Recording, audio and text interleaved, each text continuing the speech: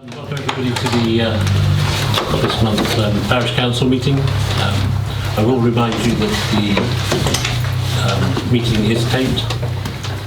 You guys are nearer to the microphone than we are. Eddie had some very nice words over the last 13 months, so just be aware of that. And okay. So to approve the minutes of the previous meeting. You all got any comments? No. No? Just one thing, sorry. I think we talked about coming up with a schedule for replacement surgeries. Yeah, we did say we'd defer that to this meeting. Oh, did we? Correct, big up then.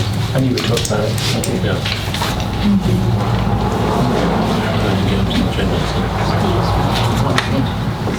Okay, so we both take that on to the next meeting.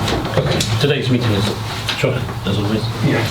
Any matters arising from the previous minutes apart from we didn't have room for the thing? Okay, just update from Chairman. So far we seem to be continuing on in a nice fashion. All our actions are being closed in a timely manner. I went down to the IROS today, and the team that were down there cleaning the IROS for the D-Day commemoration were doing a sterling job. We have a new gate, or replacement gate, on the entrance to the IROS just in time for the event. So thanks for those. Next item, declaration of interests, financial or other words on any item on the agenda. No. Nobody at all? No. Okay.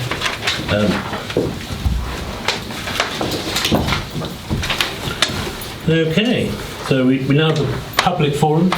Nice to see all you smiley faces coming to see us. This will be a world record for an attendance. Could I ask for a show of hands of people who are intending to speak?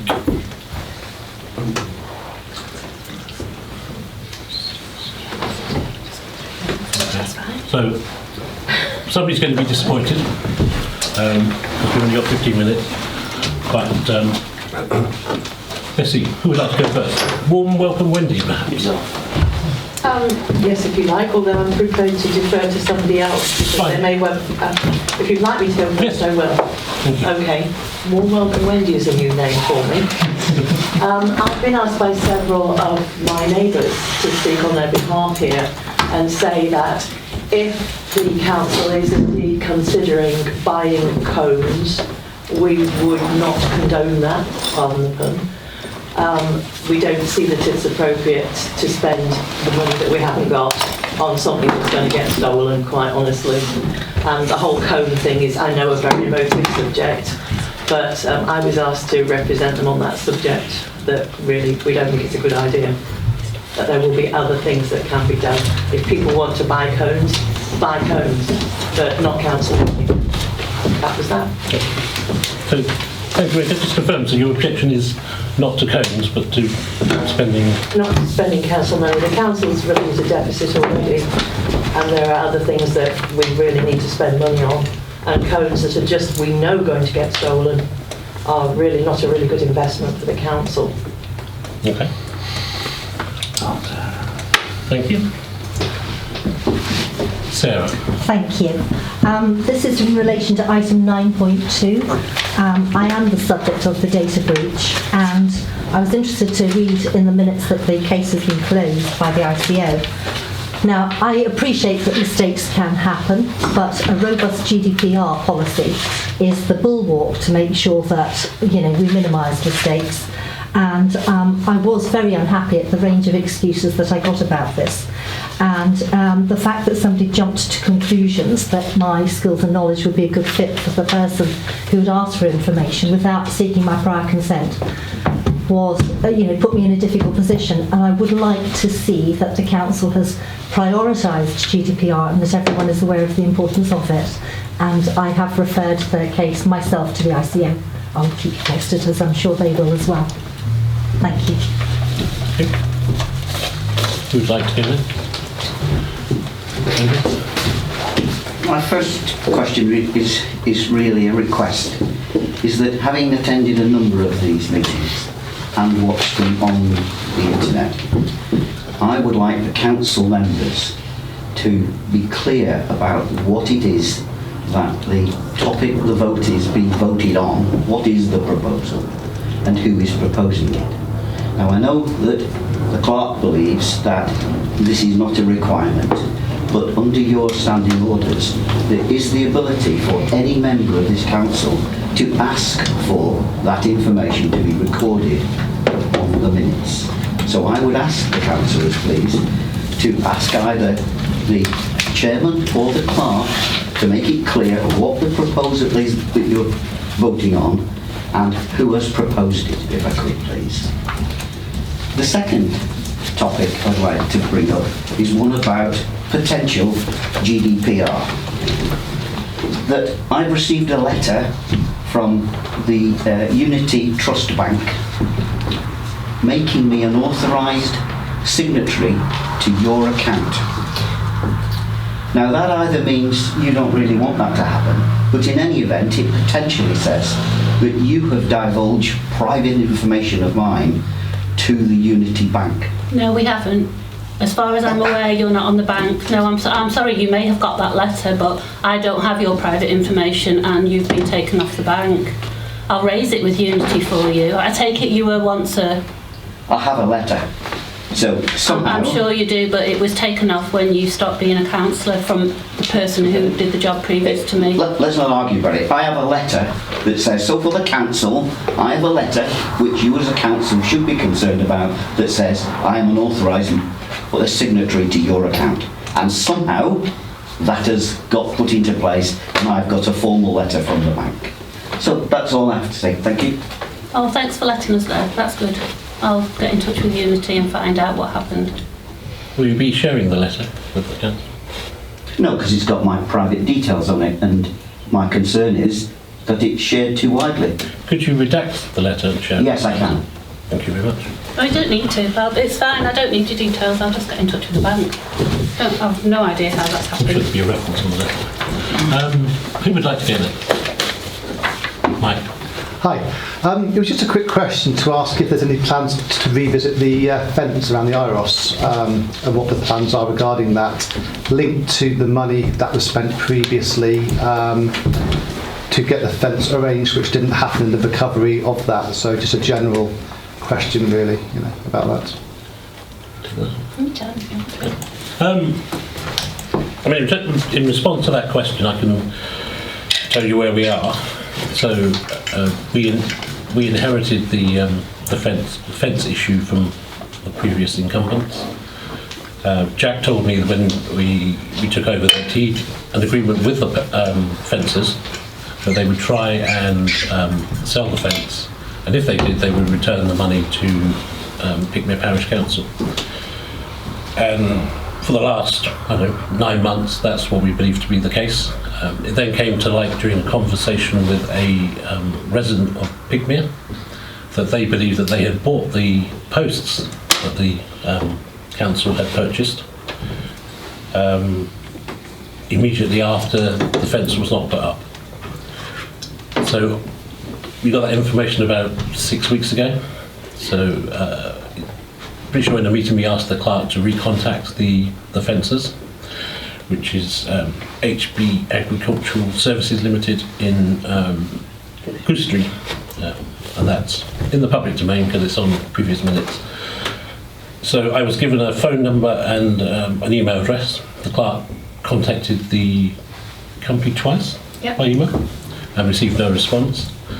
So then I agreed to phone the number that we had, which was a number that was given to us or given to somebody on the council when the fence was being put up, and this was meant to be the managing director of the company. When I phoned it, it turned out to be someone who wasn't the managing director of the company. Luckily, they did actually know the person I wanted to talk to, and shared a phone number which I was able to phone. So I've spoken to the company again. So their story is, it was discussed that they would sell the materials, which they assure me they have in Goose Street, but it was never they were never asked to do it. So I asked him if he could return the fencing to Pickmere at his earliest convenience, and he said he was away for 2 weeks, but would try and do that afterwards. Although he was prepared to sell the fence on our behalf if that's what we wanted. So he says that the posts should be easy to sell. Horse fencing is not so popular, but he might have someone who will do it. So I've confirmed that in writing with him, and we are waiting for him to sell the products. Obviously there are other actions that we can take if it's just a circular argument, and I have to say the story he told me was very similar to the story that Jack told me, almost word for word. So I'm hopeful that we'll get the money back soon, but if not, we have other strategies in place to make sure that we get it back. But we will get it back. And are there plans to revisit that at all, or is that off the table now? Revisit what? The fence? Putting up a fence? Yeah.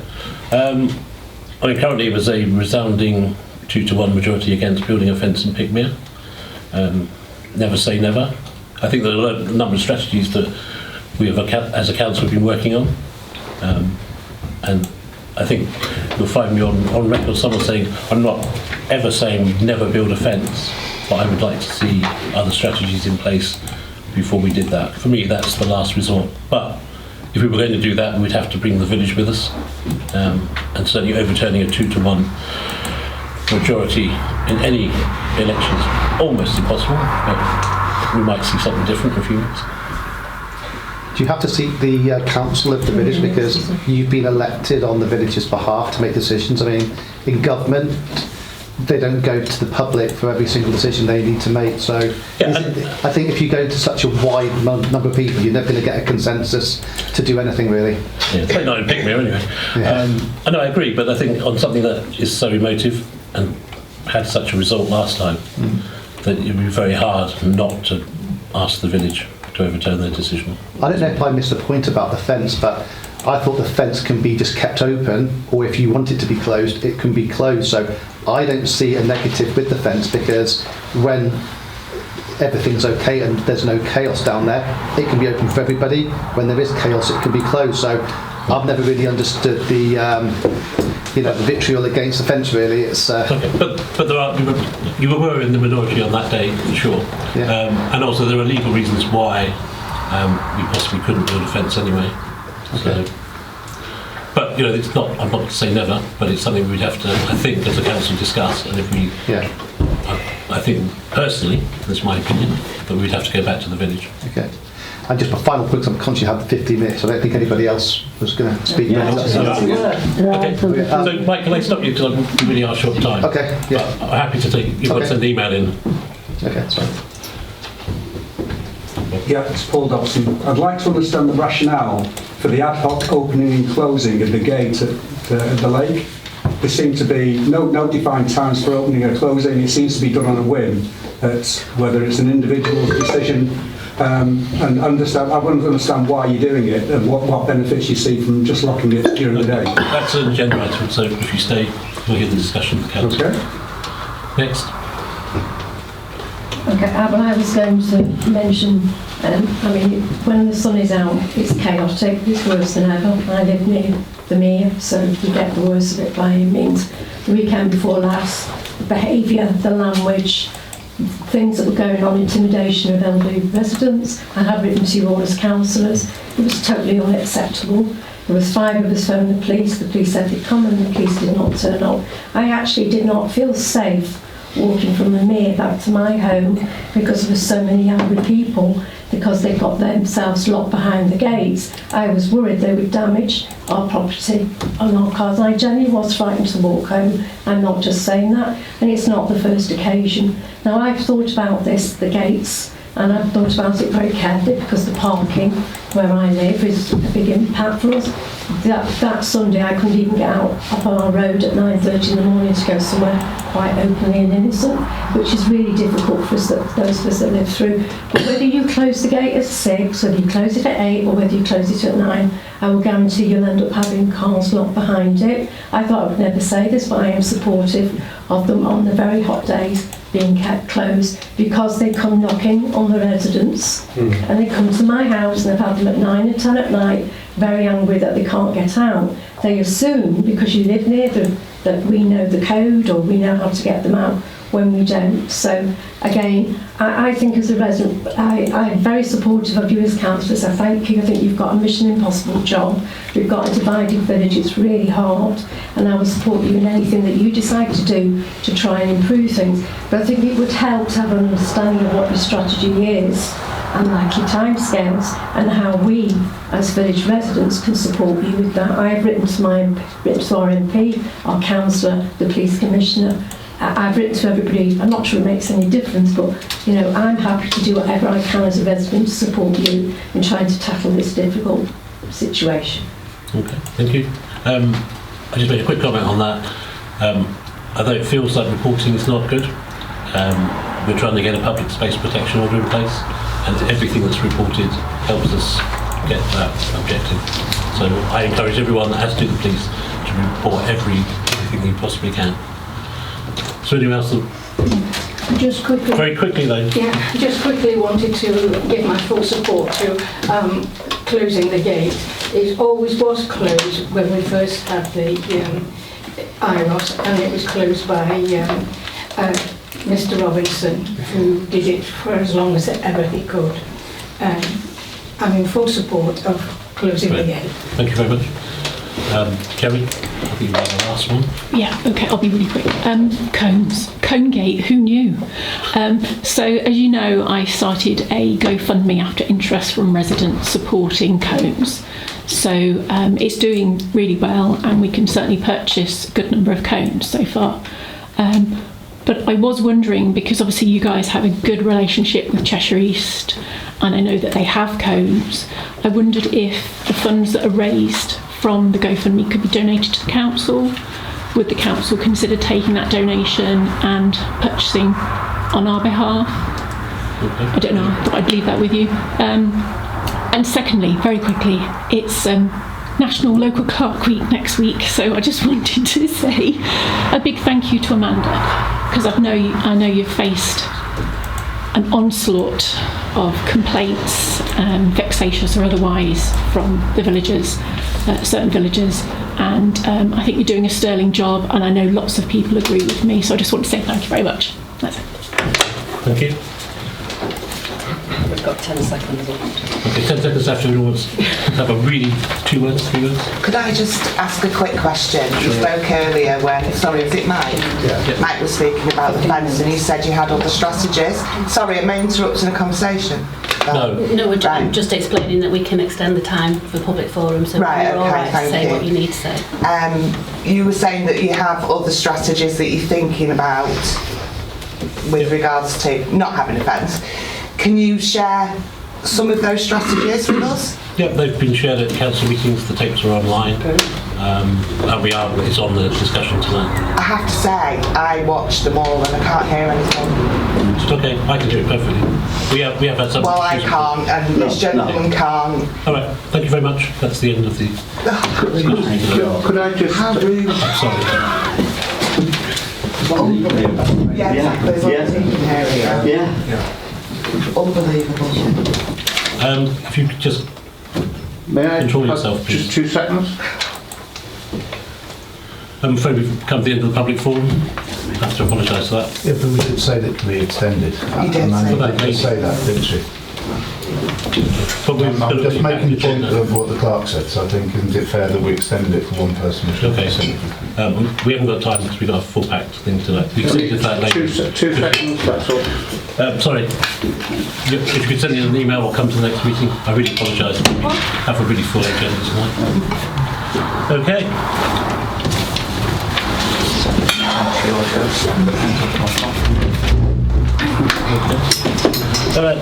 So the next item on the agenda is a report from Councillor K Hague. Most of the, well, all the items on her report come in the agenda, so I will update you as we come to those items in the agenda, just in the interest of saving time. Okay. So moving on to the next item, finance. So to note the financial position, so you've all had the summary in Appendix 1.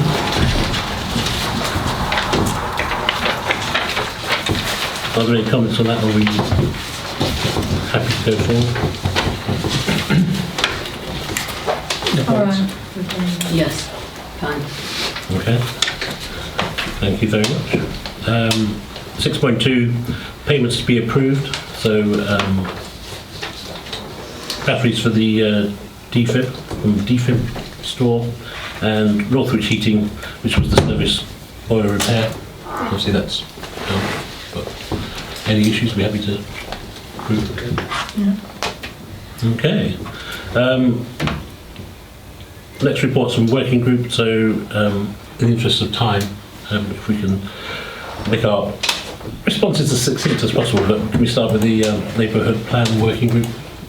Right, certainly. Our letters were sent out to all our major stakeholders. We have had some responses back, and the website's in its final stages of update, and we'll be ready to go live next week.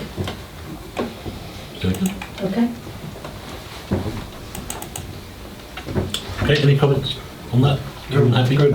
Good news. Thank you. Bearing in mind we have a number of agenda items, but the Lake and IROS Working Group? Is that going to be you, Jane? It is, yes. With regard to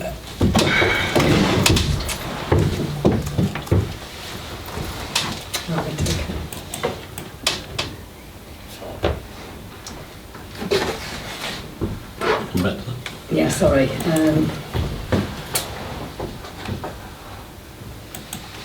With regard to the refurbishments, is that what you mean? No, you've not. Have you had a Lake and IROS working group meeting this morning? No. Because I've no. No, we Okay. haven't. All Sorry. right. No, That sorry. was my quick. Sorry, no, sorry, we haven't.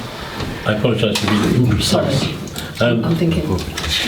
Have the Village Hall Refurbishment Group had a meeting? No. Okay. Perfecto. All right, planning matters.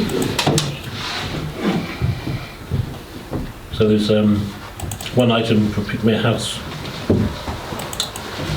If anyone has any comments on that from my learned fellows on the planning committee? No objections. So it all looks pretty internal, and I think reverting it mostly to previous setup. I don't quite understand what they were doing, knocking a wall down or adding a wall or something. So, Is there grounds for objection? well, no objections to the plan. Okay. Just as long as it's the right thing to do, fire prevention-wise for a hotel. But I guess the planning people will look into that. Yeah. Okay, so we've nothing we want to raise on that. Just wanted to perhaps just mention the licence application on the showground, which I'm sure people know has now been granted. I have had a number of emails from residents who are unhappy with the process, in that they did make objections. The objections were rejected on the last day on technical grounds, and the licence was approved immediately. Nothing went forward, so although it's not something that we were consulted on, or are consulted on, just make a record of the fact that some of the residents in the village are not that happy with a licence that's so wide. So being able to sell alcohol 365 days a year from 8 AM until midnight does seem excessive. Okay. Anything else on planning matters that anyone wants to raise? No. Okay. Right, so on to reports from councillors. So 9.1 is the IROS. So it's been proposed that there's a permanent closure of the large gates at the IROS, and to do this for the summer months. I don't know, somebody from the Lake team wants to explain the rationale for the request. Yes, I can. Well, with regard to the gates at the lake, last year myself, Lorraine and Chris spent an hour and a half every single night, all through any hot day, especially the weekend, going down to the lake, trying to find people to come out. And sometimes we found them all and sometimes we didn't. But we got lots of abuse, spit at, thrown at, lots of abuse of lots of people, and we decided this year that we weren't going to do that for the simple reason that we felt like that we were putting ourselves at risk every time we went out, really.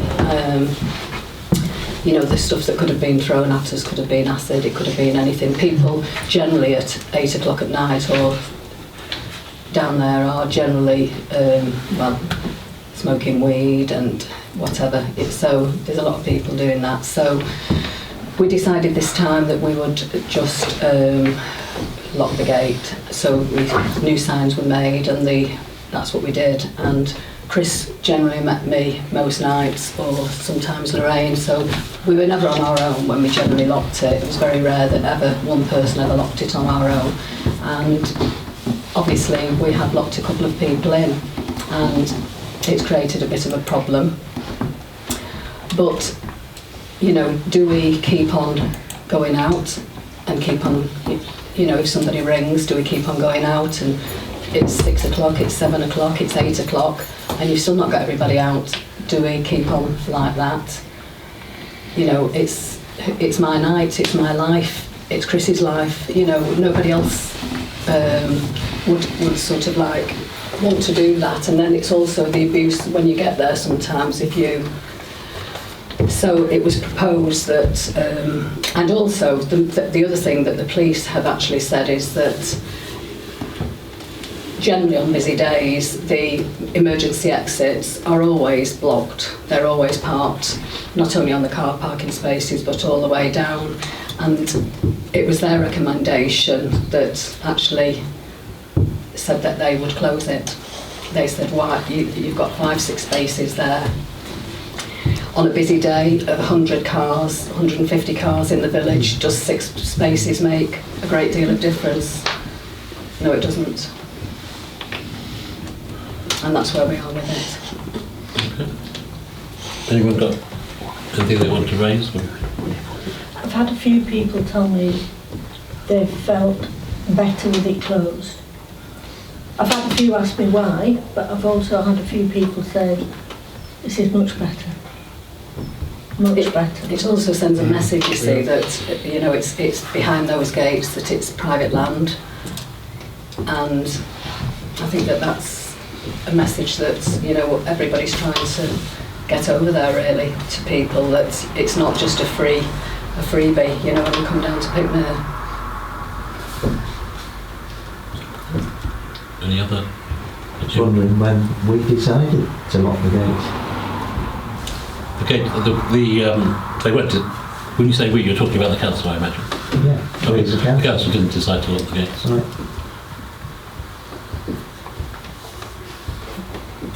Does it have to come to council to lock the gates? I think so, yeah. I think so, yeah. Because we made a decision on the timings originally in council, and I think that the decision was to open them and close them at specific times. And I think to lock it permanently, we should also carry out the same process and make a decision for them. I mean, when it was done last time, 2.5 years ago, 3 years, just during lockdown, that went through council, and well, they were locked permanently. and we voted it.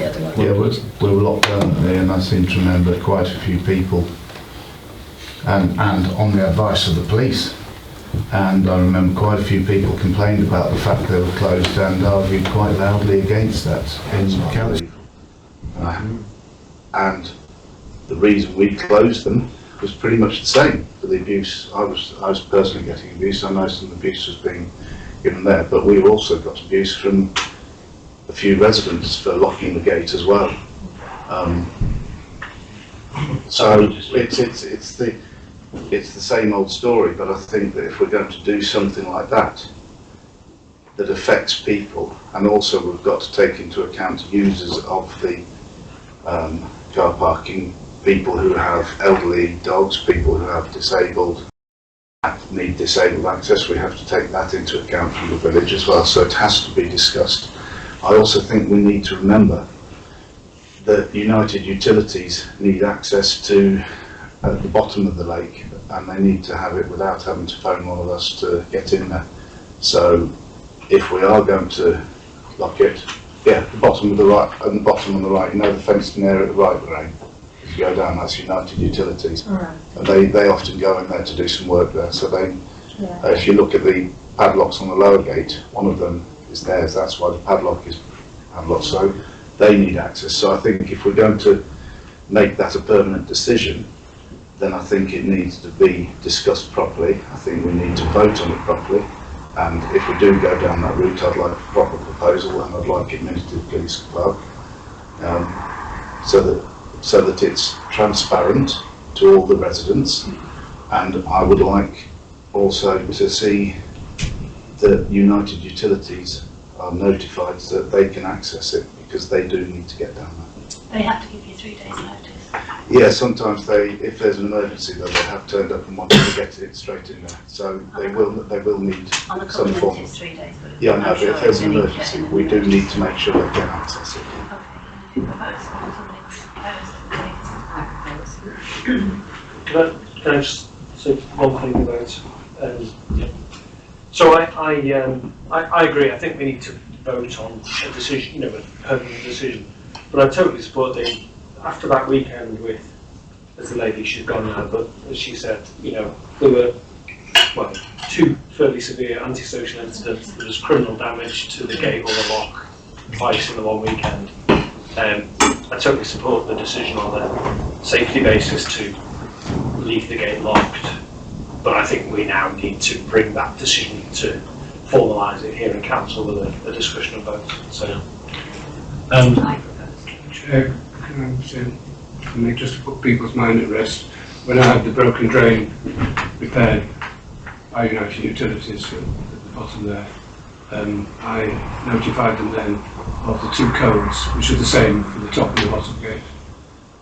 Not the main gate at the time, because that was open at the time, but they do have a process for that. Well, they do, but I think we've now got an extra lock on there, haven't we? I also contacted the Well, we emergency. did the other week. No, we couldn't find the key for the main lock, so... No, I'm talking the top gate. I thought there was... No, that's what I said, no, two that's it said that. That was open at the time, so the two gates down to the bottom. So we were aware of it at the time.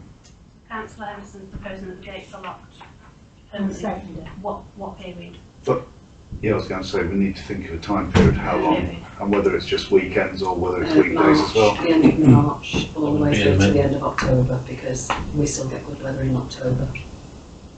End of March. End of March till the end of October.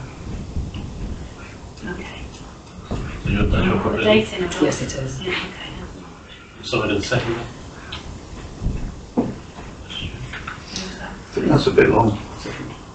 Why don't we stick with the times that we've actually got in terms of the actual Mere Lane restrictions? Because in October we get sometimes really good weather, and we've had really good weather early on as well. So I think that's, from that point of view, that's where I'm coming from. So we have a proposal. Would you like to make an amendment? Yeah, I'd like to make an amendment to it being, if it is going to be locked, I think a sensible time is the times as set out on the parking restrictions. Which are? It's in the 1st of May. 1st of May. To the end of September. End of September. First May to 30th September. And I'm not sure that permanent locking is really the way forward. I think maybe, it's weekends when we get it. Maybe holidays and weekends is really what we should be looking at, because weekdays we don't get that problem. We do on some weekdays. No, some weekdays, yeah. But Fridays becoming very popular. Well, that's the start of the weekend, so we do it on a Friday. But I think I'm just thinking local residents, particularly ones say who live up here or live slightly further away, who want to access it, and when they get down there, we find out. No, but what I'm saying is the car parking at the top is very quickly filled, and a few extra spaces for local residents to be able to get in. I think we need to consider that side of it.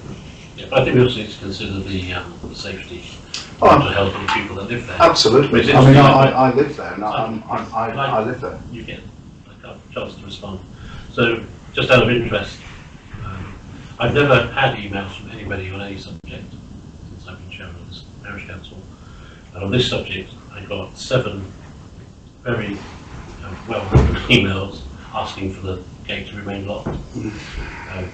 Now, what is interesting is that the strength of feeling about locking the gate works on the principle of 1/d². So the nearer you are to the lake, the more you want that lake gate shut. And when you get out to the outskirts of the village, I'm sure that, as with homes probably, there's not that requirement. So, and based on the fact that we said that the gate was locked, but it didn't come back, wasn't done by council, I think when you have people committing criminal damage, which despite what you might read on the internet is a serious offence, and you have people being threatened and have objects thrown at them, then as a council we would have been, or as a council we would be remiss not to do that. I agree, and as I said, I was in that situation for it must have been about 2.5, 3 years during lockdown and onwards. So I know exactly the situation there. I'm just saying, I think we need. All I'm doing is, I think it's not doing.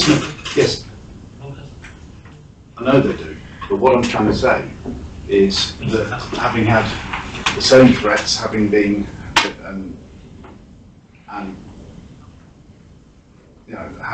having gone through that, all I'm trying to do is just make sure that we've had a thorough discussion before we put the vote in. I'm not arguing against the vote. I'm just saying that I think everybody needs to have been able to put a point of view forward, and the suggestions and emails and messages that I received from different sources wanted these points fully forward, and I think they need to be put forward openly in council. And I think that, so that we've got a full view of what the residents are. You're right, the closer you get to the gate, the more people want it closed, and I live on the orchards, I know what it's like to get down there. And it is problematic, but I do think the reason I'm putting these points of view forward is residents have asked me to do so. And I think it's relevant to the discussion before we have a vote. I mean, it would have been useful if they'd written to the clerk. Well, the thing is, it would be, but we are, as councillors, we live in the village and we talk to residents. If residents come to us as councillors, they don't necessarily need to write to the clerk. If they speak to us and ask us a question and something comes up in one of our meetings, then it's down to me and any other councillor who's been spoken to, as Jane did earlier about things, to actually bring it up for everybody to listen to. So not everything goes through the council. If we're going to look at it in a scientific way and analyse the data, then we need to know who the people are and where they are. A concerned resident writing to our ward councillor, it's nothing to do with ward councillor. I think a concerned resident is a concerned resident wherever they live. Okay. Right, so I don't think we can discern that. You have your amendment. Is there any other robustness to the discussion you want to have? Is there something that you feel? No, I've brought up my points of view and I think we've opened up, but I think some other people might want to say something. If not, let's go. You may. Thank you. There's a lady that lives on Jacob has had her address put on Facebook telling people where That was to the swimmers, wasn't it? Yeah, but it's still people going down there.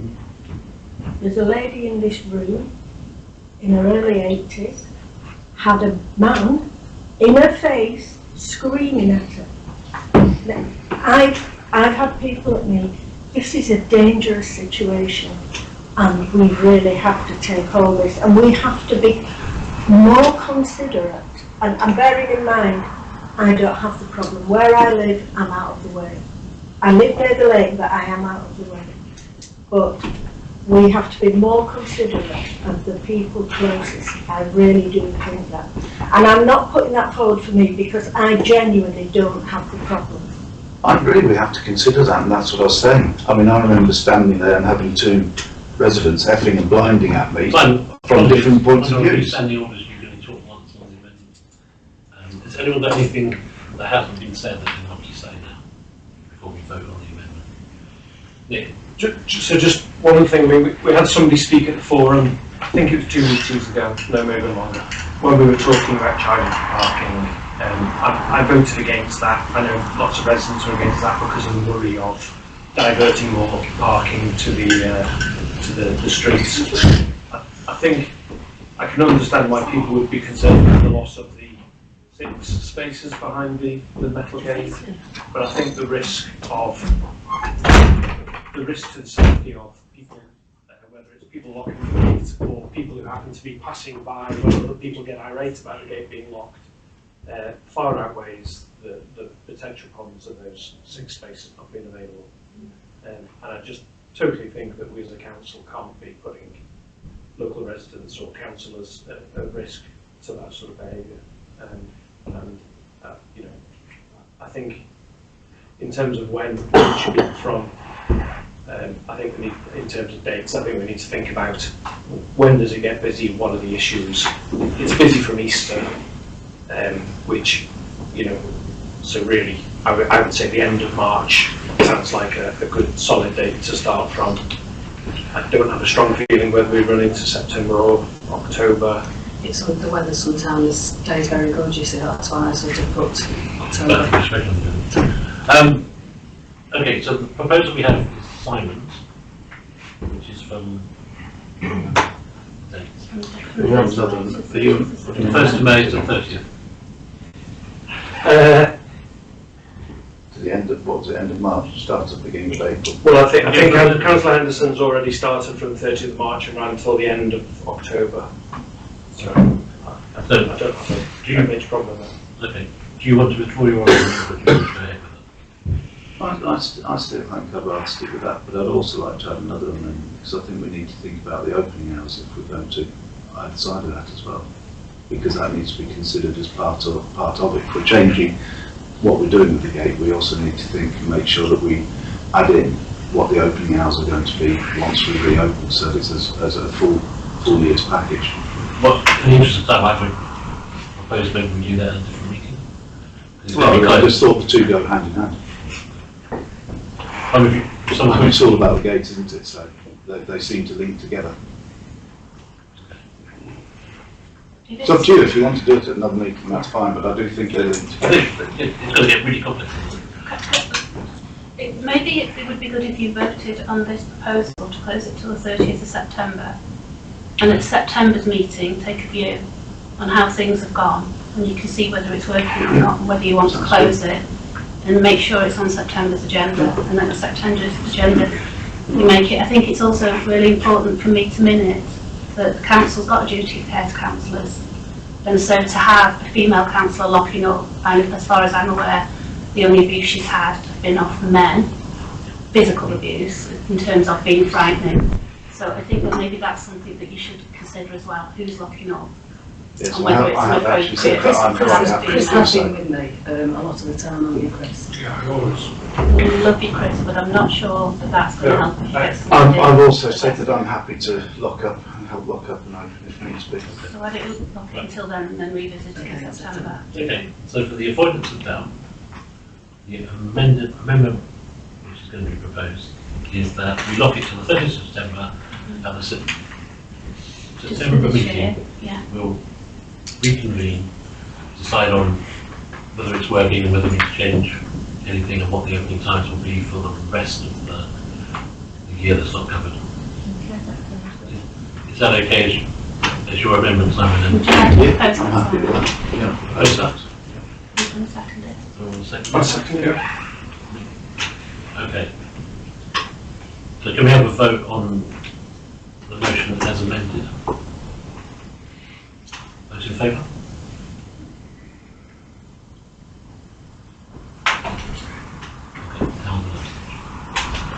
Okay, that's part one.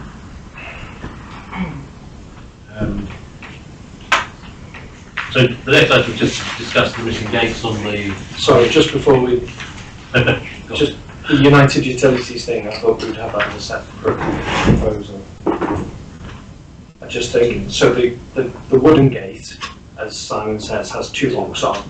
So United Utilities can turn up, unlock their lock, that unlocks the chain that links to our lock and they can go through. Yeah. I think we need to have the same mechanism on the metal gate. You can do that. So that they just turn up and can unlock their lock and go through. You see what I mean? Yeah. Is that a proposal? So I was going to I don't propose think that you need we... a proposal for that, that's just an admin thing, isn't it? Make sure Is it- United that's- Utilities can get in as per the covenant. Chair, can I just observe something? It's not their lock. It's our. On the wooden gate. Because the main lock, the key is long since lost. So I had to cut the chain and put a separate coded lock on there, which is the same code as the other gate. Okay. Which they haven't. Fine. Okay, good. Okay, and then let's just discuss gates onto the IROS. Many years ago when we moved here, there were gates on the entrance to the IROS and gates going down to the lake on the public footpath. Over the years they've perished and will vanish. So the proposal is that we replace those gates. My understanding is that there are two gates that are being donated. So for the cost of the council, the gates won't cost us anything. One was a really nice gate. But we will need to get someone to hang one of the gates and put the fixings on. So I guess the proposal is to accept the gates and give some costs for hanging the gate.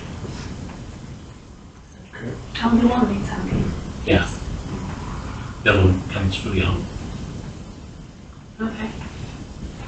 But the other one will need hanging. And your metal lock on it. Yeah. So we need to pay for it to be put up and the metal work will hang. But the gate itself is robust. There is also a new post required. Do you believe so? For one gate? Yeah. Okay. I'll go down that road. Then I come back to the next meeting with quotes. Okay. So you're going to propose that the two gates are replaced? Yeah. And we get costings for Accepted. So you're just going to agree that there's no financial cost at the moment to just say the two gates are being taken? Right, okay. So we're happy with that. We don't need to go home on getting the cost. Okay, and then the final item on the IROS is to rediscuss the charging the Pickmere Parish Council for park spaces. And I guess the rationale behind that is it's coming out of our discussions later with Cheshire East and the police. And we're not alone in the situation that we're in. And somebody raised on social media that one of the Liverpool councils on the Wirral is cracking down on the use of their park spaces. And they were kind enough to do a really good investigation into what makes a difference. And the two things they found that make a difference is the park needs to look like someone owns it, and the second is that you have warrants. Yeah. And the only way I can see that we can get warrants is to charge for the parking to raise the funds. So that's, I guess, my rationale. We did say, this was originally discussed, that we would defer it until the yellow lines are in place. But based on the closing of the gate, the traffic on Clover Drive, no, there still aren't anywhere to park. And so I think there will be people that will pay to park, and I don't think it's going to affect Clover Drive or other areas. Can I just bring up a point of admin though? The quotes that you've had on car parking is for all the spaces. That's right. And you've now agreed to lock So that's half the spaces. So I don't know at this moment if that quote that you've had, which is nothing, it doesn't cost the council anything to put it up, but I don't know if the company will stand by that if you've reduced the spaces by half. Because there were only 12 to start with, 10 to start with. Oh. So if you're going to keep it locked till September, maybe that should be revisited in September when we're going to start opening the gate again. Yep. We'll go back to the car parking company and see whether they would accept 7. Yeah. 8 spaces, I think Yeah, there is I can do. outside. I don't see. Not my discussions. Well, didn't Chris say that there was only one company that said, and you had to almost force them into giving us a quote anyway? No, I wouldn't say force them, but it was only one. I can't remember how many. I applied to their national association, the ones that are able to deal with the DVLA. Many of these car parking people, quite a lot of them don't have that agreement with DVLA. So in other words, this is a company that they can ask the DVLA who belongs to this car. So that narrowed the numbers. I think it was 300 and odd, of which a small percentage responded and said, no thank you. And this is one that responded and came over and looked at the site. And did more actually, they looked at a lot of our land documents to make sure we owned what we owned. But it was also... But I think, sorry, I cut you off, Vice Chair. This is historical discussion, it's not going to change the outcome of today's discussion. So we're going to defer it till September. Yeah, dependent on what you decide with the car park in September. Okay.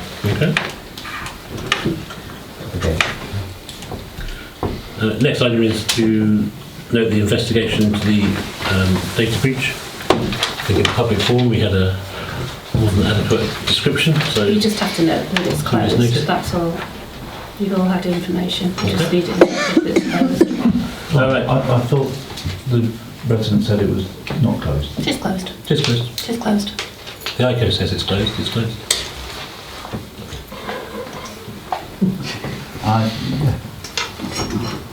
Fair enough, if that's what you think, but I thought I don't think I've had an email saying it's closed. Sorry? I've had an email saying it's closed. So it's closed. Okay. To discuss and adopt the events policy, Clark circulated to you the draft policy. Anyone? Any comments? Objections? No.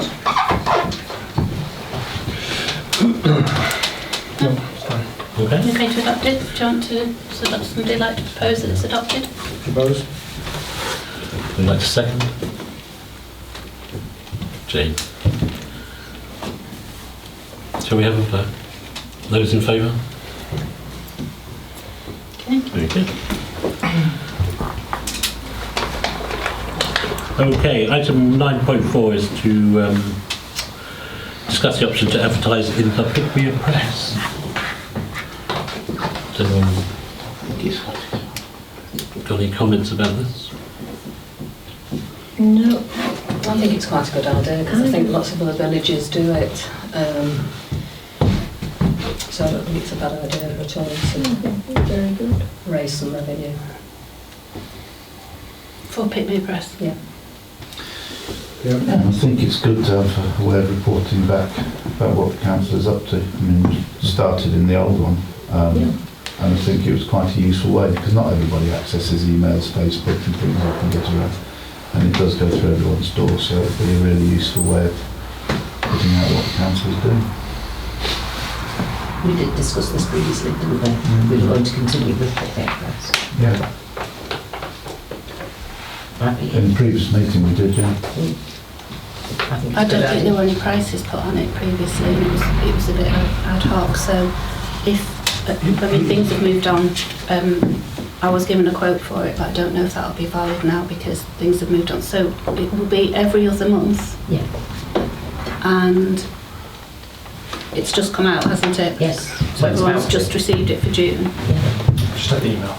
Yeah. So that means the next one is August. So if you're quite happy that you want to, do you want to take a page in it every time it comes out? How big is it? Yeah. An A4. then I will go and get the requoted prices and bring it back in July. And then do we get the revenue from that? No, we don't. We pay for that. We pay for it. So you pay to have a page in Pickmere Press. So like, I suppose like a page of a newsletter. And it's right that because so many people don't access it online. The more we can communicate, the better.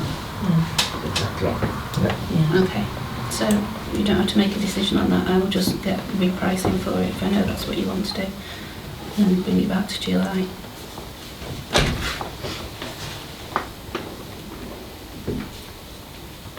Okay. Okay. So the next item is to consider whether you can delegate authority of the chairman to respond to social medias about Pickmere Lake and the IROS on behalf of the council rather than just a private individual. So, as you're probably all aware, truth is the first casualty in war, and there are many different people posting as if they're knowledgeable about the status of the lake, whether it's private, whether you can swim on it, whether motorboats should be on it, and all other things, whether it's owned by the Cheshire East, whether it's private land, etc. Recently there's been a couple of groups who have been advertising events at our lake. Some of those are paid and some of them aren't paid. But residents have been able to stop those events by contacting the organisers and pointing out the legalities of what's involved, and that any event on a Pickmere Parish Council asset needs to have a risk assessment insurance and needs to be approved by the council. And I think, although it's fine for me to do it as a person, I think it may have a little bit more weight if I did it as the chair of the council. So that's the delegated authority that I'd like. I mean, obviously over time we'll come up with standard text, meant to see what works. So they've been quite successful with one group who did retreat from the lake, and I'm actually going to write to the clerk for permission explaining what it is they do would like to do at the lake. So go through the process. So if anyone has any thoughts, discussion points? I just say we've just approved an events policy, haven't we? So it's events from anybody, whether that be swimmers, boarders or anybody. They have to abide by the same rules as anybody else wanting to hold an event on parish council for land. Yeah, and this is what the Wirral have started enforcing with their wardens, and having a lot of success. And an event is something that's advertised to the public, whether it's free or paid for. So private individuals is a different matter, that's more difficult. But if you start organising an event, you become responsible. So you have vicarious liability. I think as Alison mentioned the other day, if you have an event here and you go and put a yellow jacket on and start moving cars around, you're responsible for what happens. So those people are responsible for what happens at our lake. Are we charging them? Well, if the council were to agree to an event, then we then agree whether we charge. Some events we charge for, some events we don't. If it's a commercial event, we've got to charge. But I think everything will come to council. And then council decide whether they want to have it. And obviously we take the opinions of our residents into, because if somebody wants to have a rave down slightly more than a party by the lake, I think probably wouldn't get through, but you never know. So I could have someone to propose that as an second. Anyone? Oh, sorry. All right, we have a vote on giving the chair delegated authority to respond. Thank you very much. I'm going to abstain. Okay. So when I put this on, I thought it would be the most innocuous thing. But the parking cone, so as we know, Kate Parkinson was lucky, kind enough to get us some 100 parking cones back in 2020. Over the years, some of those have been damaged. I do agree with what someone said. They are seem to be very popular for theft. I think some of our residents saw somebody come down and bundle through into the back of their vehicle. And it's not a cure for the issues we have, without a doubt, but it is I would say, a palliative treatment for it. So on a reasonably busy day, they do shepherd people to where they can park, particularly on Clover Drive, and I know that there are a number of residents on Clover Drive, including Chris Dunphy, who has given me permission to use his name, who has medical reasons why he is completely stressed every time Clover Drive gets filled up. I think that's the motivation behind it. Kate has in her report she's going to try again to get some for free. I know Alison, we've asked her to do that from Health Council, thank you very much. But I think 2 or 3 months ago she did say she tried and there's no money, and certainly the discussion we've had with Cheshire East is they're allegedly practically bankrupt, isn't what they said. So I don't think they will give us money. As you're aware, a concerned resident set up a GoFundMe page to fund those cones. I do take the point that there are some things that we fund as a council which aren't really for the benefit of everybody. So, we talked last month about the wildflowers, and while we thought it was a good idea, we didn't think it was something that the whole village would pay for. We have things like the warm welcome, they get the village hall free. It doesn't benefit the majority of things, but we decided that was going to be free. And so I get the thing that cones, they will help people on Clover Drive, they will help Chris Dunphy, they may help some people on Frog Lane. There are other lucky people who live in places far away from the lake where they don't have this problem, or they live on roads that don't appear to be public roads, or they live on roads that people just don't park on. So that's the sort of motivation. So I suppose what I'd like to get a discussion from council is whether we feel this is one of the items that we take on which doesn't benefit everybody, or whether it's something that we think the residents, people concerned, should pay for. Can I just ask though, it is actually illegal to put a cone in a public highway?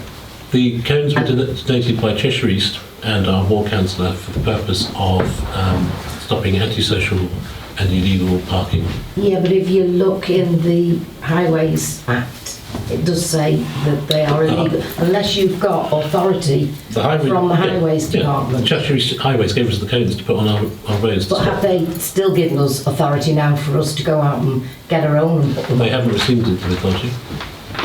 Just wanted to check. Yeah, and we are talking to Cheshire East Highways, and they are, and in some ways, and they're quite happy for us to still continue. Yeah, well, I haven't actually directly asked that question, but I will next time I talk to them. But also, the other thing I think is useful is, and it's another item, we're very far along the line of yellow lines in the village, and one of the things we need to understand is where do we put them. Now, certainly with the Clover Drive situation, that's where I live, I can work it out, but using the cones would give us some indication of whether having a yellow line there would be beneficial or not. Yeah, they used cones in Winsham when they did it. Yeah, so I don't know, I guess discussion from my when they came up with the lines, that's what they did, cones. People still park there. Yeah. I'm afraid I'll put myself out there. I'm actually against paying for cones. Last time we got the cones, start of the year, went round and put them all out, and then I collected them in, and we were down to 58. I then put them out the next year, and we were down to 21 by when I collected them back in. Okay, some were damaged, about 3 or 4 were damaged. I went out pretty much once or twice a week and repositioned cones, and again you can never put them in the right place, which is fair enough. People want them where they want them outside their house, which is fair enough. But I did find that actually people just parked in between the cones. And whilst it is a way of thinking, I personally found that actually the cones weren't that effective, and we lost so many so quickly. Yes, they possibly ended up in bits of people's cars and they've driven off with them. I don't know where they all went. I know one is in the lake. You know, I mean, I just feel. Could you get one for us? I will be going in because I'm searching for a ring now.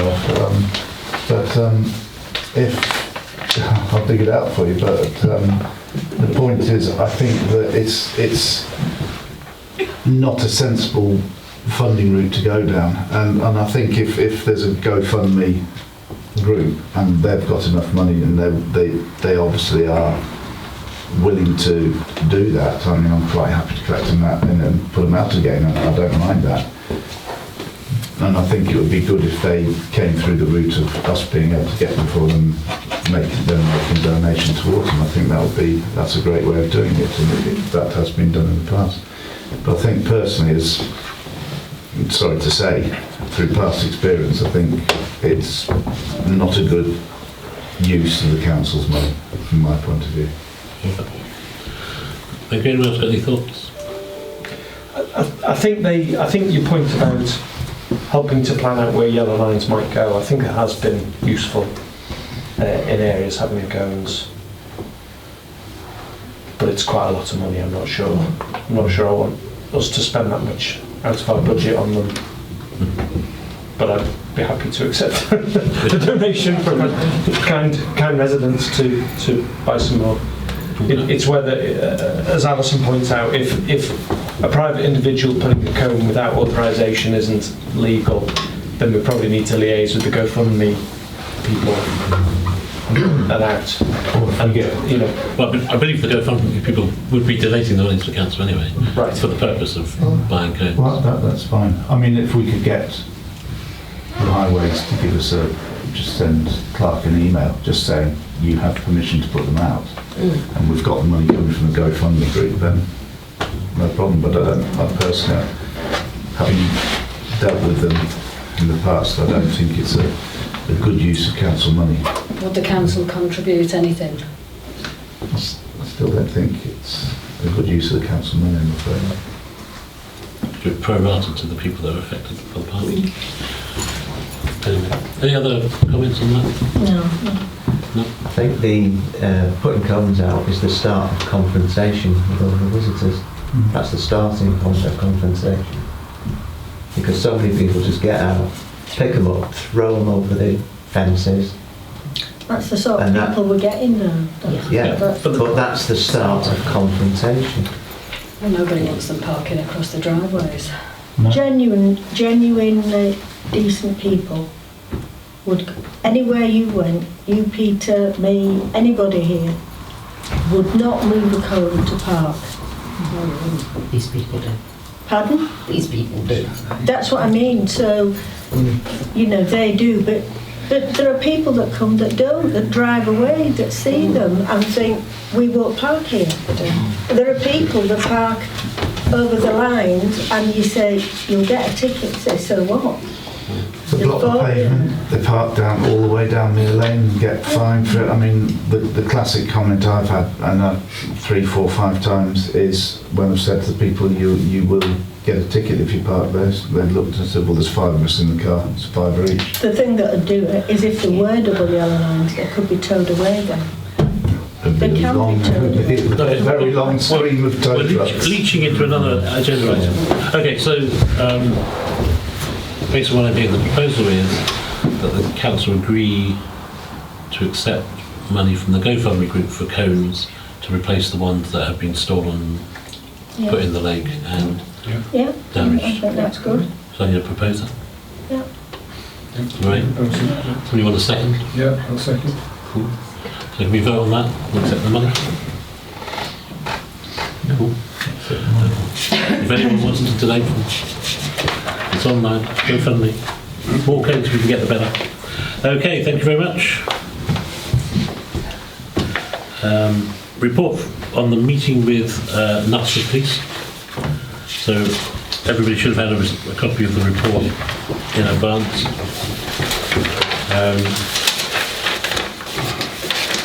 So, I mean, I have to say, it was we've come a long way with Knutsford Police since the first time I met them.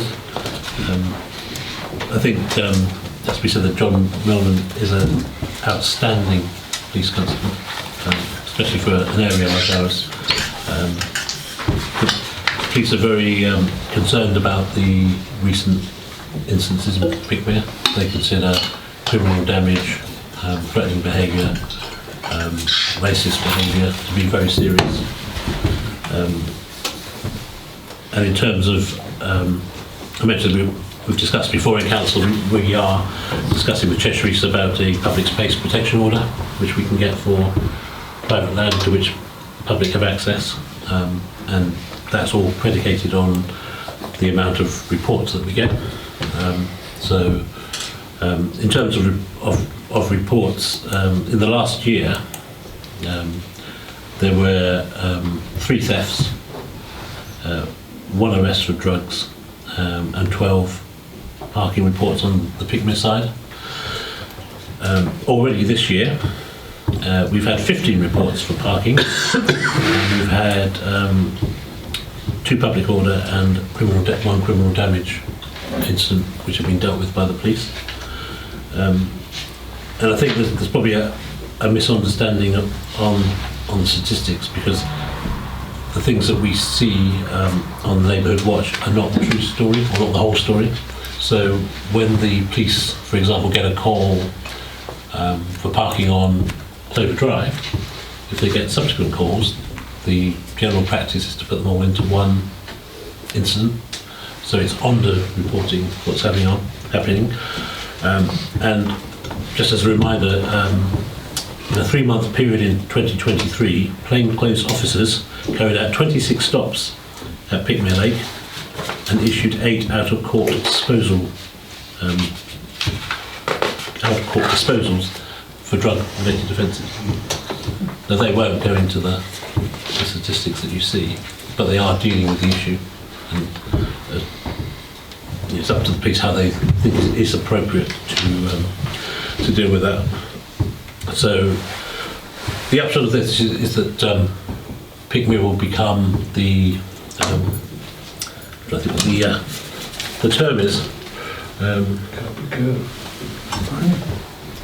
it will be the #1 area for all police in Pickmere all police in Cheshire to attend.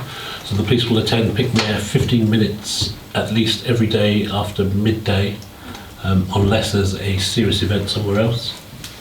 And that will carry on for the foreseeable future. They will be going down to the lake. We've had some instances at the play area on Clover Drive. We've had 2 cases of vandalism this year. So that will be part of their beat. So you will see policemen coming around. Obviously, disclaimer as always. Is that every 15 minutes or 15 no, for minutes? at least 15 minutes. So they will attend for at least 15 minutes. Right, so it doesn't matter. Okay. So nuts would look after the area, but if they're on a different station, then we'll probably get Northwich. If they're both off, we'll probably get Macclesfield. But we will get police every day, and we'll look at the areas where there are issues. So could I just say something on that? Yeah, sure. That's right. So Sergeant Clark was explaining that this is it's a recognised strategy that the police use. It's similar to the sort of, was it in Manhattan they had the no broken windows thing or whatever. So basically, Cooper curve. Yeah. So it's basically the evidence is that if you have regular presence every day of at least 15 minutes, they see a significant drop-off in criminal activity of all sorts.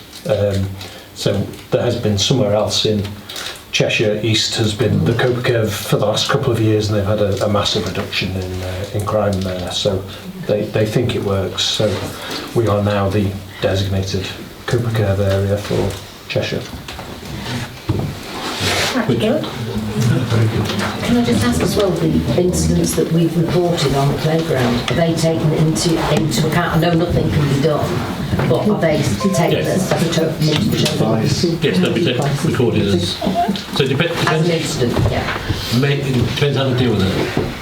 So they may take the... So say it's kids being kids. They may take the approach that popping around talking to their parents is the appropriate way to deal with it.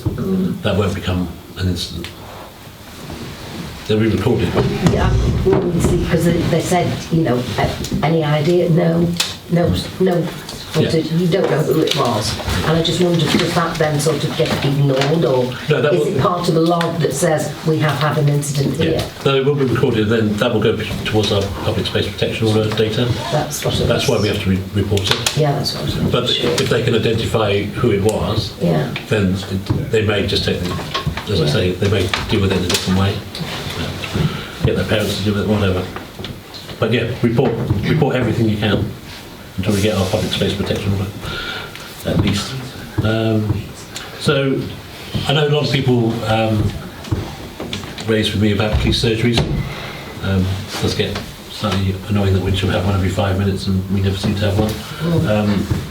So the reason for that is that when they were attending surgeries, and normally it's done by the PCSO, and we haven't had a PCSO for some time, despite we nearly got one. But I think she left very quickly and went somewhere else.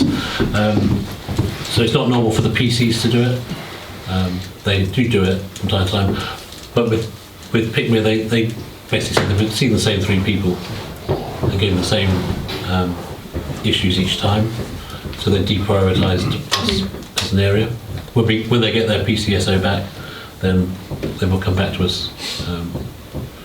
But I think with the increased policing in the area, that probably would be a better result than a surgery.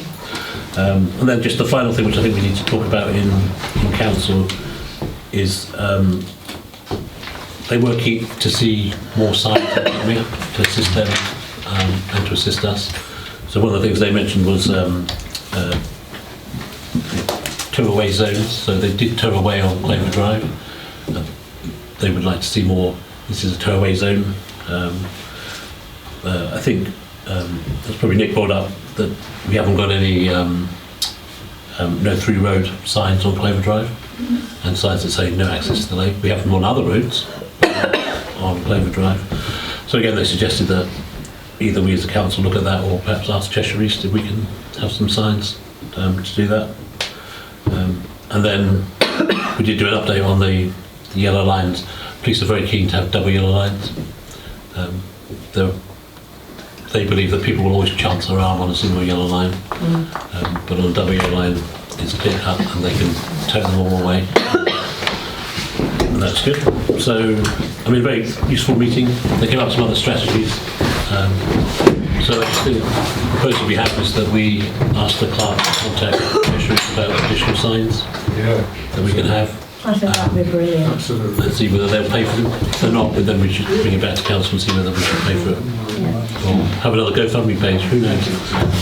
Could I just say one more thing about the meeting? Just as opposed to reassure people that lady again has left, but the lady who faced the antisocial behaviour around the gate and then reported it and the police didn't come, Sergeant Clark did explain that at the same time as those calls were coming in, there was a serious sexual assault had happened in Knutsford. So all of the local police were dealing with that at the time. So that was unfortunately prioritised over attending here. So he did, I wouldn't say quite apologised, but he explained why that had been the case. Anyone want to add anything else before we propose and vote? Okay, so the proposal is that we ask the clerk to write to Cheshire East Highways inquiring whether we can have go through road signs for those roads in Pickmere which are no through roads and we can't access them. Tow away zones signs. Pickmere Country Park, which I haven't found yet, but it's somewhere around here apparently. You end up driving down Dover Drive to the caravan site. And so we have loads of people that just go down there, and that's part of the problem. I think it's country park. It's people parking and then hundreds of people going down looking for a country park that isn't there. So a lot of the cars you face when you're going in or out of Clover Drive are people who've driven to the end, turn around and drive back out again. Right, yeah. So it makes the whole situation worse. The traffic flow is heavier than it needs to be. All right, so the proposal is that we ask her to write for those signs. Yeah. Have a proposal. Propose that proposal. I'll second it. Nick seconded. All right, can we have a vote in favour of that proposal? Thank you very much. Okay.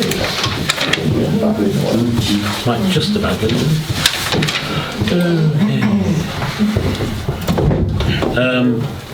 So, Nick, we'll segue quite nicely into yellow lines in Cheshire East. Okay, so similarly to the meetings with the police, the discussion about yellow lines has come from the meetings that are initiated by the Police and Crime Commissioner back last year.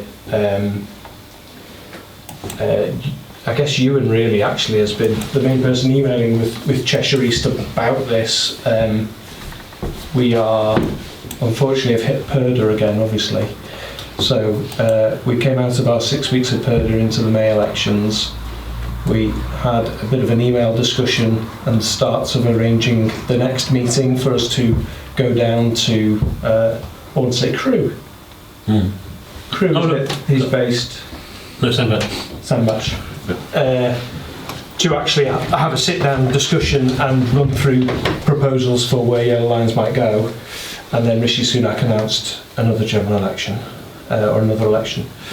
And we seem to be a bit stuck in PERDA purgatory. However, I think this is actually potentially a benefit in that it gives us a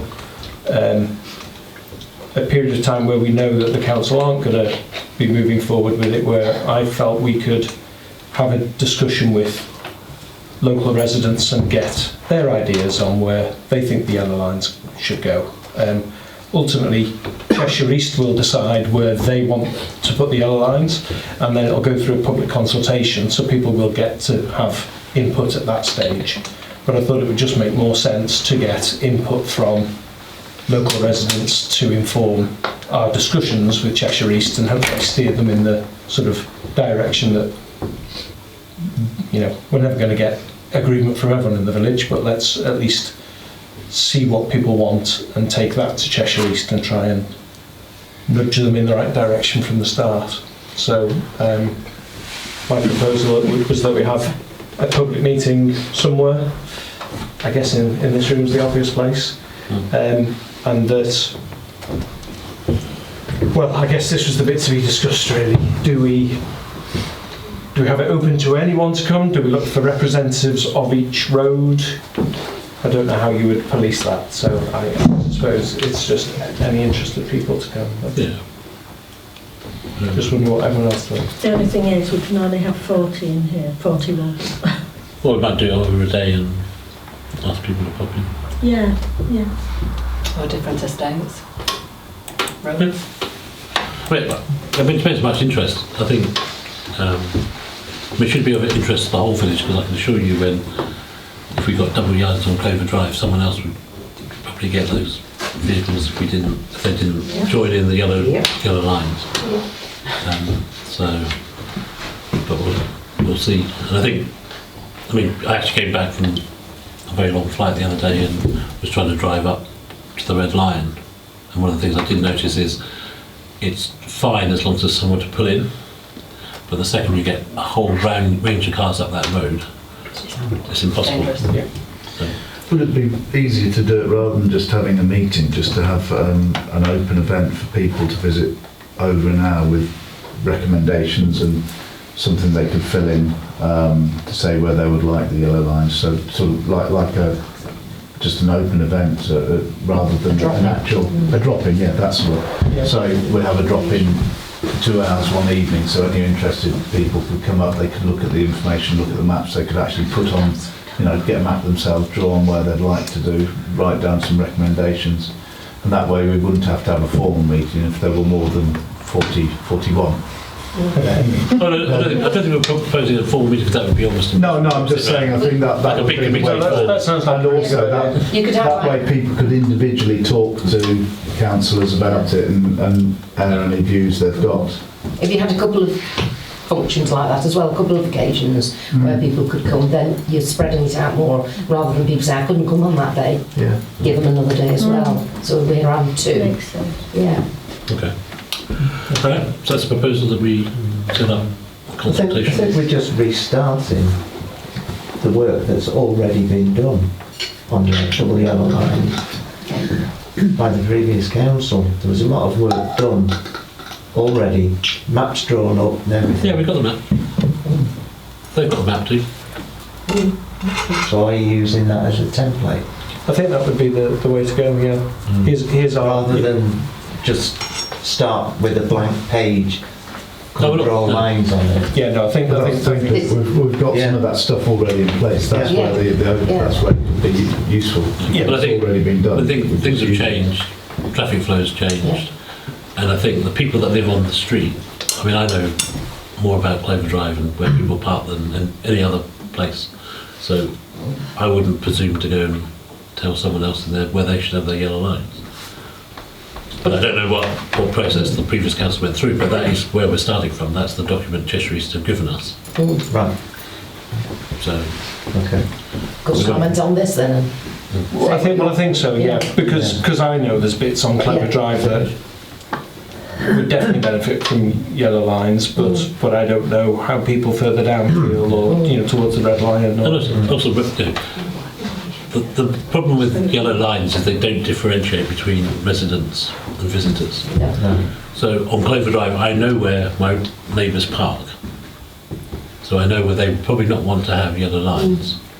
And generally, it's a problem on Clover Drive with just the residents because no one double parks. It just doesn't happen. So, just so you know what happened is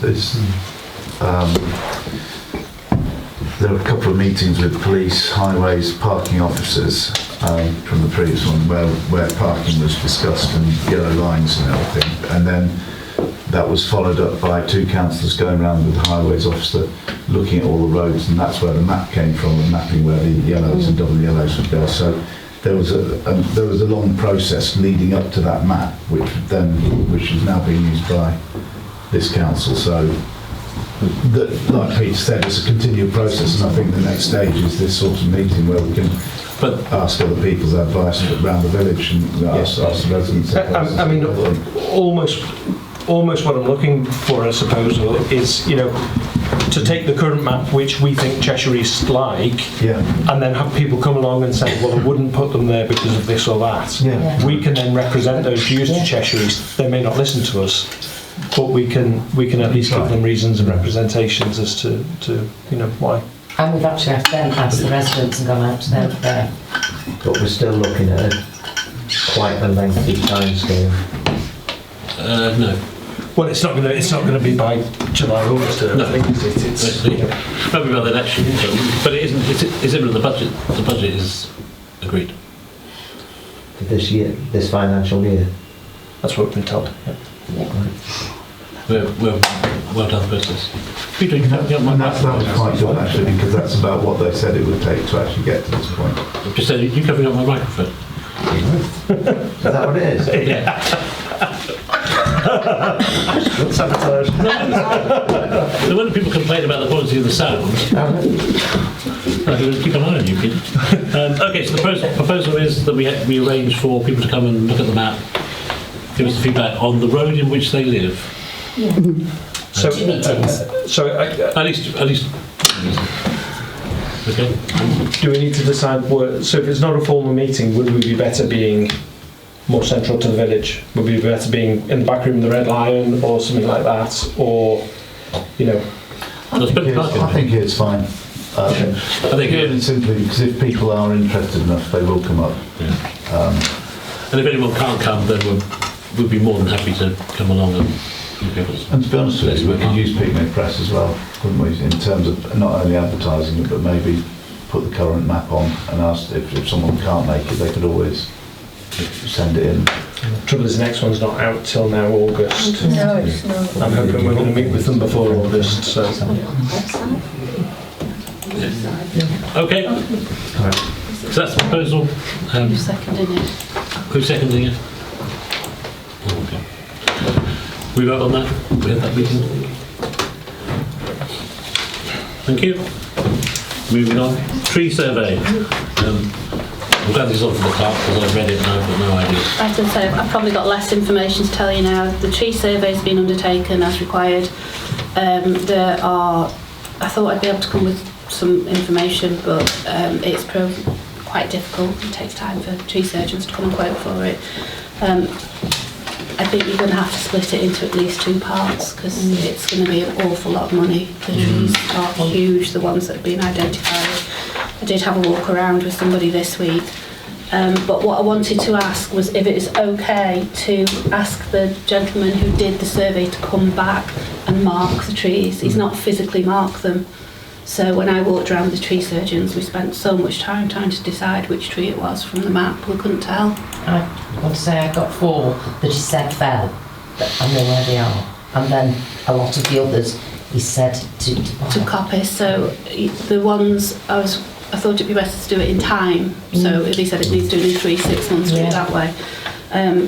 We think we had them, but I couldn't promise that we had them. I'm not good with trees. Don't know what tree is which. And even the tree surgeon was having trouble because of the descriptions. So, I know. So he's actually on holiday at the moment, but I think there may be a small cost associated with him coming and marking the trees.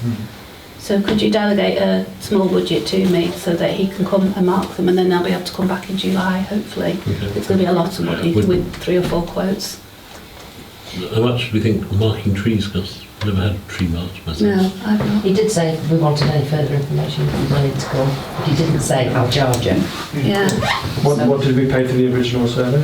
600-ish. Well, if you've done the survey, it's just a brief walk round to mark 4 trees, isn't it? It's not going to be that much, is it? So, I mean, How much can you charge for that? 50 quid. You can call out Surely or somewhere? Or Is it Preston? He might do it for free. Ask him if he'll do it for free. Well, I say But then if he charges, I can't agree with that unless if you delegate a budget of delegate a budget of 150, it's not going to be that much. It's not going to be anywhere near that much. And I'll ask him to come and do it for free. All right. Yeah. Okay, £150. Seems like a nice man. I'll propose that. Someone second it.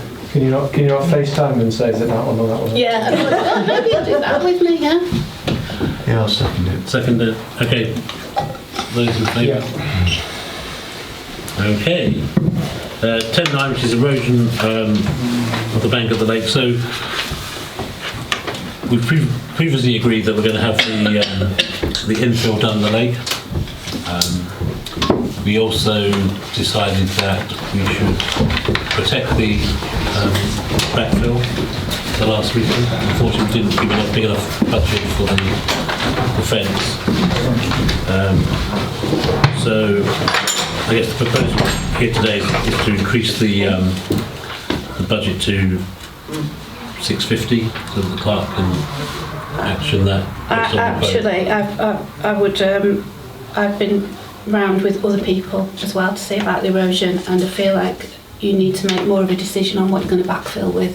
If you're going to backfill with stones, then you're not going to be able to grow anything there. If you're going to backfill with a mix of stones and then soil, then you'll be able to grow. And obviously it depends, the deeper the soil, the more the chance they've got of going in there. However, it's going to take 18 months for that area to grow anything. So you are talking about protecting it for 18 months. Yeah. 18 months to 2 years, he said. Yeah. And the area identified was 9 metres long by 3 metres deep. Yeah. So it's a big area. It's a big area. 24 metres of square protection. metre, yeah. Yeah. But it's just from that bit of the erosion, so where the bench is. So how long's the fence going to be? 9 metres long and 3 metres away from the actual lake. 3 metres back. So I think you need to make a decision about whether you're going to plant that area or not, because you've not made that decision. The backfilling at the moment is just stones, and if you want to just do the stones and then leave it, that's fine. You're probably not going to need to put the protection in. That was just the first stage of it, though. The stones. He was then going to do backfill with soil. Yes. Right, so we haven't got a quote for that? No, that's part of it. The stones he gives for free. Did it? Yes. Which stones are you talking about now? The stones boulders or in the lake. pebbles? It was the backfill that he was charging for the stones he actually gave us. No, the boulders are in at the moment, and you've paid for those. Yeah, no, so but- now the bit that you're going to fill. Yeah, that's all part and parcel of that money that. Yeah, you've agreed that. That's Yeah. fine. You can have it filled, but at the moment it reads as if you're going to fill it with stone. It doesn't read as if it's going to be filled with soil. That's not how I've read it from, and that's not the purchase order I've sent to him. It looks like it's going to be filled with stone. Slightly different tack, but obviously same thing as trying to be polite, is that what chance have we got of protecting it for 18 months? None. Absolutely none. I mean, we've got to try it though. We've got to try it. Well, if you see there's no point in backfilling it. No, I know, but that's why I'm thinking stones, see what happens. I mean, the only thing that I think is that if we plant it, it will all be pulled out. I don't think anything that's planted will last. That's just me personally. I think that you only have to see the people that are coming down there that they. I certainly think there's a risk of people deliberately damaging whatever is put there. We're getting that all the time. People are just blatant. They just go in and. But there's a risk they damage whatever we do. So they've been moving the boulders, they've been continuing to dig there, they've been continuing to stand there. I don't think we can just leave it. No, I don't. I mean, the other thing is that they'll go around the side. I mean, if you look at erosion problems on footpaths, up in the Peak District did a lot of work on that. You put the fence out the area, and then the erosion starts around the fencing area as well. Well, it was taken right to the tree on the left-hand side. Yeah, well, what I mean is people follow the edge round. They can't get round once you get to that tree. That's where it stops, and that's why if you took it just short, they could still get round, and they were, because I've got pictures of it. You can see where they've walked, but if you take it right to that tree that's in the water, they can't. They can't, Simon. That's it. But they'll. I mean, obviously they will go round in that they'll access the lake from either under those trees where we've had the really muddy bit this winter, or the bit at the bottom of the concrete path where you can just walk down. So they will go round it, but I guess the question is whether that's going to cause any damage. Does it go to where the old fisherman's stand was? You know, the little platform? Not as far as that. No. So, yeah, so people probably It's just literally, I've got pictures of it, but it's literally, it's literally, there's two trees that have always been in the water. So it's the second tree, obviously not the furthest away, but the second tree to another tree that's on that side. That's the area. So you're looking at that and then coming out and across. I think it was about 27 metres myself, but. Okay. 20, it was 9 metres the area I was looking at. Yeah, I mean, I think one of the quotes actually had 27 metres on it. It seems to But me that we need... it's only within, we're only talking about a metre or a metre, just got making sure that it gets to them two absolute edges, I think. I think it just seems to me that we need proper quotes and proper We've got proper plans and everything. Well, I'm a bit confused actually as to where we are. Yeah, what area we're actually talking about. Do you want me to show you? Yes, please.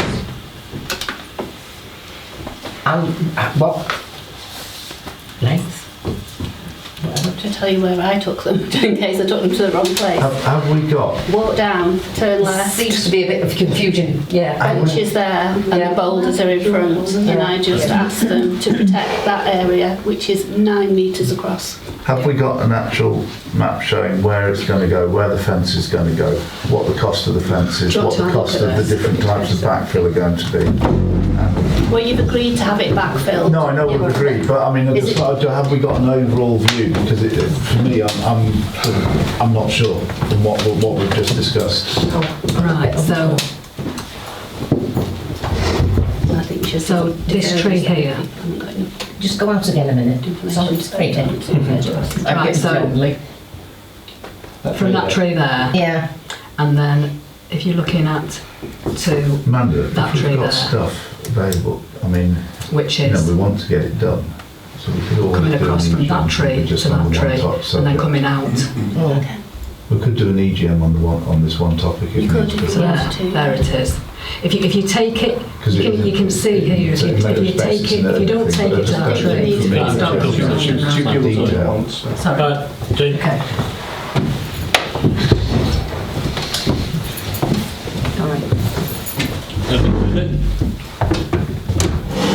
It's been becoming slightly more painful than I would like.